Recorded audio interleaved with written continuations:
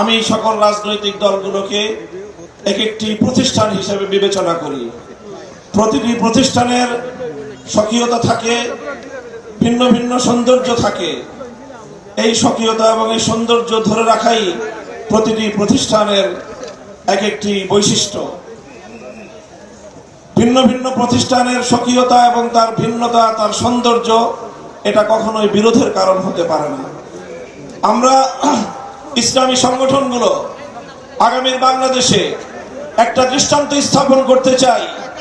আমাদের যে অভিন্ন লক্ষ্য, আল্লাহর দ্বীনকে বিজয়ী করা, আল্লাহর জমিনে খেলাফত প্রতিষ্ঠার যে সংগ্রাম, এই সংগ্রামে আমরা ইস্পাত কঠিন একটি ঐক্য গড়ে তুলতে চাই।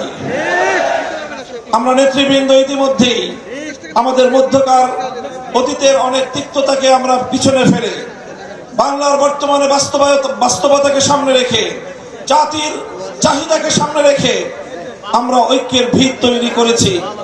আমি আজকের এই বিশাল সমাবেশকে লক্ষ্য করে জিজ্ঞাসা করতে চাই, জাতীয় নেতৃবৃন্দ যদি ইসলাম প্রতিষ্ঠার সংগ্রামকে সামনের দিকে অগ্রসর করবার জন্য ঐক্যবদ্ধ কোন কর্মসূচির ঘোষণা করে টেকনাফ থেকে তেতুলিয়া আপনারা সকল ভেদাভেদ ভুলে গিয়ে কাঁধে কাঁধ মিলিয়ে রাজপথে একসঙ্গে ভূমিকা পালন করার জন্য প্রস্তুত থাকবেন কিনা? আল্লাহ আপনাদেরকে তৌফিক দান করুন।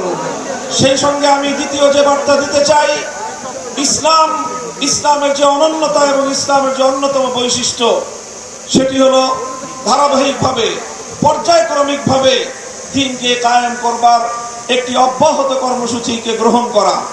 আল্লাহ রাসূল সাল্লাল্লাহু আলাইহি ওয়াসাল্লাম একদিন এই খেলাফত কায়েম করেননি।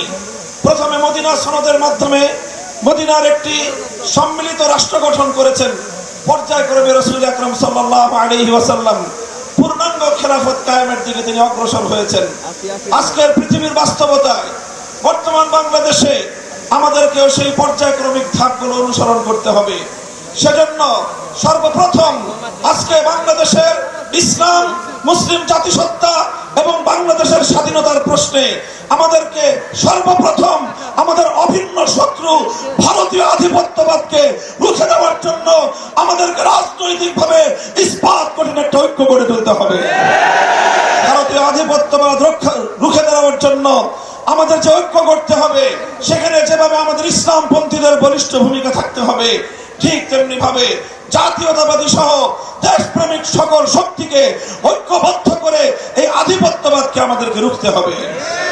তাই এই জন্য আজকের এই মঞ্চে বিএনপি নেতৃবৃন্দ রয়েছেন, জামায়াতে ইসলামের নেতৃবৃন্দ ছিলেন, আছেন, তারাও আছেন, অন্যান্য ইসলামী সংগঠন সমূহ, ইসলামী আন্দোলন বাংলাদেশের মুহতারাম আমির পীর সাহেব চরমনাই হুজুর রয়েছেন। আমি সকলকে উদাত্ত আহ্বান জানাতে চাই, ফ্যাসিবাদ এবং তার দোসরদেরকে বাংলাদেশের রাজনীতিতে পুনর্বাসন ঠেকানোর জন্য আমাদের গড়ে ওঠা ইস্পাত কঠিন রাজপথের ঐক্য ধরে রাখতে হবে। বিএনপি এবং জামায়াতকে বিশেষভাবে বলতে চাই, আপনাদের দুই দলের যে কোনো কারণে যদি